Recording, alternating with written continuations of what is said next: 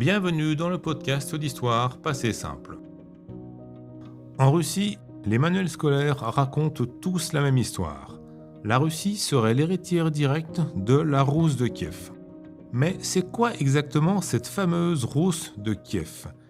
Et surtout, est-ce que cette filiation qu'on nous présente comme évidente tient vraiment la route ? Parce que, quand on sait que cet héritage revendiqué a souvent servi, et sert encore, à nier l'existence même de l'Ukraine comme nation indépendante, là, la question mérite qu'on s'y arrête. Alors, la Russie, héritière de la Rousse de Kiev, vrai ou faux ? Réalité historique ou mensonge construit ? C'est ce qu'on va voir ensemble aujourd'hui. La Rousse de Kiev, c'est un grand ensemble territorial qui a existé entre le 9e et le 13e siècle. À son apogée, elle couvrait une partie de ce qui est aujourd'hui l'Ukraine, la Russie, la Biélorussie, la Pologne, la Roumanie, les pays baltes, bref, une bonne partie de l'Europe orientale. Tout a commencé avec les Vikings. À partir du 8e siècle, ces Scandinaves partent explorer, commercer et conquérir. Les Danois se dirigent vers l'Angleterre et le royaume des Francs. Les Norvégiens vers l'Islande, le Groenland, l'Amérique. Et les Suédois, eux, prennent la route du sud, traversent la Baltique et cherchent un passage vers Constantinople. Sur leur chemin, ils rencontrent des peuples slaves organisés en petites principautés indépendantes. Et ces peuples vont appeler ces explorateurs venus du nord les Russes. Un mot qui viendrait soit du vieux suédois rod, les rameurs, soit d'un terme slave désignant certains groupes locaux. Rapidement, ces voyageurs deviennent des conquérants. En 882, le prince Oleg prend Kiev, la réunit à Novgorod et fonde ce qu'on appellera la Rousse de Kiev. Kiev devient alors le centre politique de cet ensemble. Au fil des siècles, la Rousse s'agrandit, s'étend et gagne en puissance. En 988, le prince Vladimir de Kiev se convertit au christianisme byzantin, ce qui ancre définitivement la région dans la sphère orthodoxe. Il épouse même la sœur de l'empereur de Constantinople. Kiev devient une grande capitale, ouverte sur l'Europe. En 1051, la fille du grand prince Yaroslav, Anne de Kiev, épouse le roi des Francs Henri Ier. À son apogée, la Rousse s'étend de la Baltique à la mer Noire. Mais attention, ce n'est pas un État unifié comme on l'entend aujourd'hui. C'est un ensemble de principautés plus ou moins autonomes, multiethniques, multilingues, avec des Slaves, des Finnois, des Baltes, des Turcs, bref, un vrai patchwork culturel. Le problème, c'est que le système de succession est, disons, un peu chaotique. Les princes se disputent, les conflits internes s'accumulent et l'autorité de Kiev s'affaiblit. En 1169, la ville est même pillée par un autre prince de la Rousse. En 1240, les Mongols achèvent le travail, Kiev tombe et la Rousse de Kiev disparaît.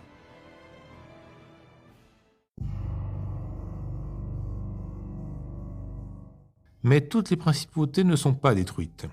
Parmi celles qui survivent, la principauté de Moscou. Petit à petit, elle s'affirme, grandit, et à partir du XVe siècle, ces princes commencent à se présenter comme les héritiers exclusifs de la Rousse de Kiev.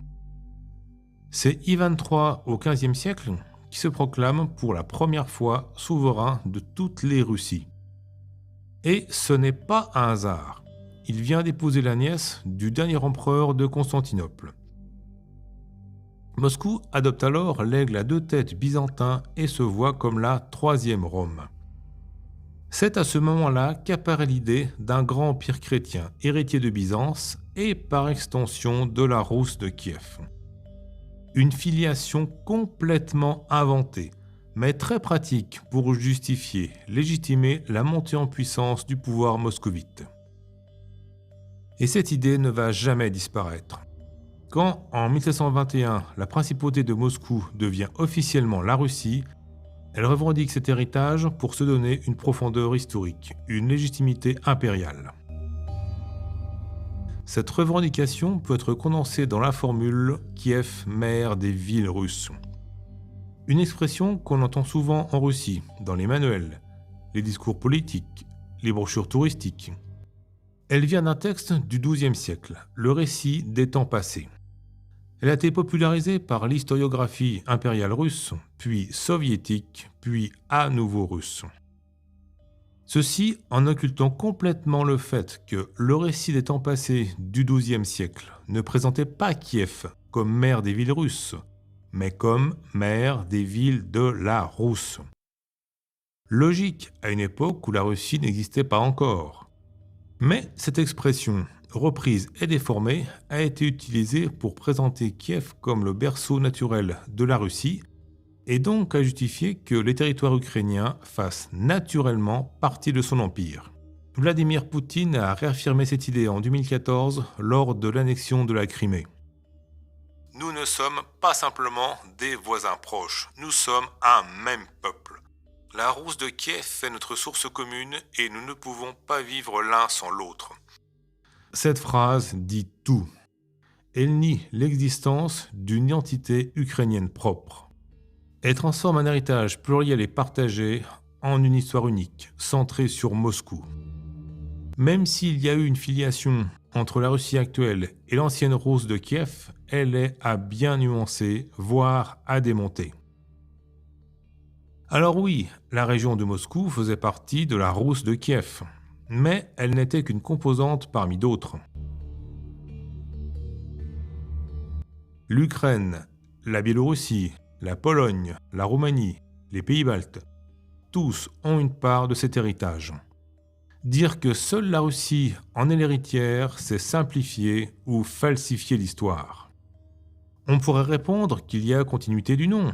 La Rousse devenue la Russie, n'est-ce pas comme le royaume des Francs devenu la France ? Oui, et en même temps. L'Angleterre tire aussi son nom des Angles, la Bourgogne des Burgondes, tous deux peuples germaniques.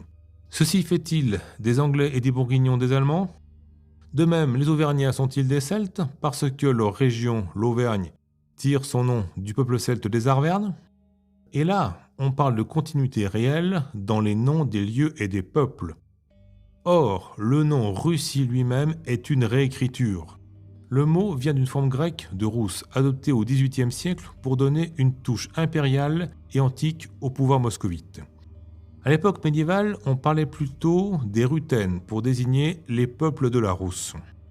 Alors, si on veut vraiment être précis, honnête, il vaudrait mieux parler de la Ruthénie de Kiev plutôt que de la Rousse de Kiev. En résumé, la Russie n'est pas la descendante de la Rousse de Kiev, elle en est une héritière parmi d'autres. La filiation exclusive Rousse-Russie a été inventée, instrumentalisée.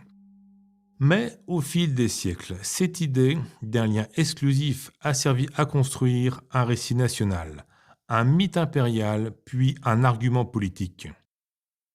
Et encore aujourd'hui, ce mythe continue d'être mobilisé pour justifier des ambitions de domination. Voilà pourquoi, derrière la simple question « La Russie est-elle l'héritière de la Rousse de Kiev ?» se cache en réalité une bataille bien plus vaste. Celle de la mémoire, de l'histoire, de leur récupération politique et du pouvoir sur les récits du passé. C'était Passé simple. Merci pour votre écoute. J'espère que cet épisode vous a plu. Si c'est le cas, pensez à le partager, à le liker, à me laisser une note ou un commentaire. Bien sûr, abonnez-vous au podcast pour être sûr de profiter à fond des prochains épisodes. Je vous dis à très bientôt pour un prochain voyage historique.